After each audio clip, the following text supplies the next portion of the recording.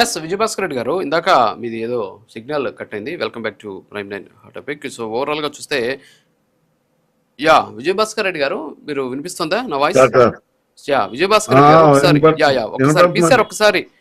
ఒకసారి పీసీఆర్ ఒకసారి ఆ ఈడీ నోట్ ఒకసారి చూపించండి ఒకసారి. సార్ ఇది వచ్చేసి ఎన్ఫోర్స్మెంట్ డైరెక్టరేట్ ఇచ్చినటువంటి డాక్యుమెంట్. ఇందులో చాలా స్పష్టంగా చెప్పడం జరిగింది. ఈ సిగ్మా సప్లై చైన్ సొల్యూషన్స్ ఖాతాకు వచ్చినటువంటి రవాణా నిధులని కొన్ని కంపెనీలకు మళ్ళిచ్చారు. ఇందులో వచ్చేసి యారో సర్వీసెస్ లిమిటెడ్ 7.4 కోట్లు, ఈజీ లోడ్ అనేటటువంటి సంస్థకి 2.5 కోట్లు సబ్ కాంట్రాక్ట్ పేరుతోటి వాటిని మళ్ళించారు. ఆ సంస్థల నుంచి సిండికేట్ సభ్యులకు సొంత అకౌంట్లోకి వచ్చాయి అనేటటువంటి దానికి సంబంధించినటువంటి సాక్ష్యాలు లభించాయి అని చెప్పేసి చాలా స్పష్టంగా కూడా చెప్పినటువంటి పరిస్థితి. దీంతో పాటు బోగస్ ఇన్వాయిసెస్లు కూడా ఇందులో ఉన్నాయి అనేటటువంటి అంశాన్ని కూడా చాలా స్పష్టంగా ఇందులో చెబుతూ ఉన్నటువంటి సిచ్యువేషన్ ఉంది. దీంతో పాటు కొన్ని కంపెనీలు అనమాట, ఎంటెక్కర్ ఎక్స్పోర్ట్స్, తర్వాత వచ్చేసి ప్రైమ్ సర్వీసెస్ అనేటటువంటి సంస్థ కావచ్చు, తర్వాత వచ్చేసి నైస్నా మల్టీ వెంచర్స్. సో ఇలాగా కొన్ని కంపెనీలకి ఈ అమౌంట్ అంతా కూడా వెళ్ళిందని చెప్పేసి చెప్తున్న పరిస్థితి. సో మీరేమో అసలు జరగనే లేదు అంటున్నారు ఒకటి. రెండోది వచ్చేసి మీరు ట్రాన్స్పోర్ట్ ఒకటే కాదు, ఇక్కడ మళ్లింపు జరిగినటువంటి విషయం సిగ్మా వాళ్ళకి ఇచ్చారు, 33 రూపాయలు లెక్కన ఇచ్చారు. మరి వాళ్ళు నిర్వహించకుండా వాళ్ళు మళ్ళీ సబ్ కాంట్రాక్టర్లకు ఇవ్వడం ఏంటి?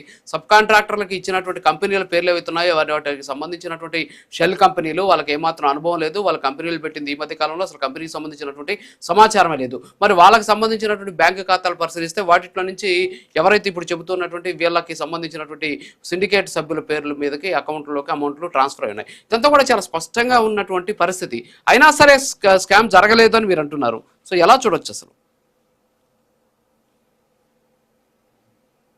ఏమంటే మీరు అన్నట్టు సిగ్మా కంపెనీదే ట్రాన్స్పోర్ట్ వ్యవహారం అంతా బాధ్యత.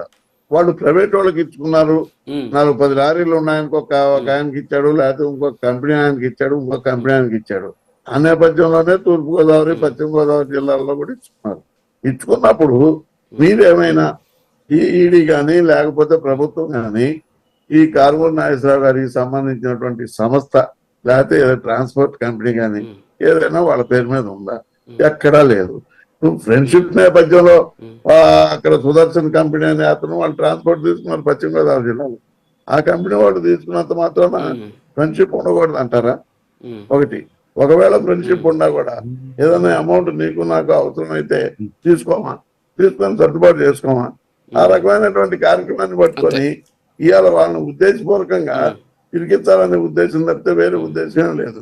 ఇంకా ఇందాక బాలపాటే గారు చెబుతున్నారు, కారుమూరి నాయకులు 2 ఏళ్ళు పెట్టి బయట లేడండి. ఎన్ని ప్రెస్ మీట్లు ఉన్నాయి, ఎంత తిరుగుతున్నాడు ఆయన? 2-3 జిల్లాలకు ఇన్ఛార్జిగా ఉండి ఆ జిల్లాలో తిరుగుతున్నాడు.